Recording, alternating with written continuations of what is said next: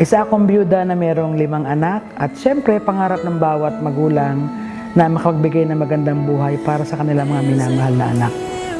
Pero paano ko gagawin? Masipag naman ako, matyaga, pero ang katotohanan, nag-iisa lang ako. Lahat na nga pinasok ko ng pagkatrabaho pati pagtitinda, pati paglalaba, ginawa ko na yun, pero nakalimutan ko na yung pangarap.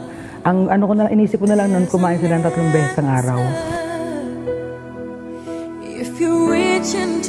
Sa hirap ng kalagayan namin sa buhay, hindi nawawalan pagkatiwala ko sa Diyos kasi alam ko darating ang blessing niya para sa amin. Hindi ko nga lang alam kung paano, kailan at saan. Nung nakita ko ang negosyo ng JC Premier, alam ko ito na yung channel of blessing para sa akin. Dati naman ako masipag, dati naman ako matyaga.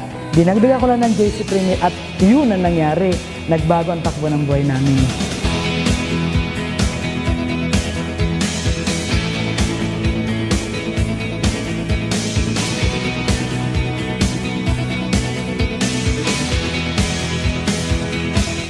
Ngayon, masaya na ako. Kasi alam ko na ang future ng mga anak ko. Nabibili ko na nga lahat ng gusto nila At hindi na sila maghihirap kapareho ng hirap na dinanas ko dati.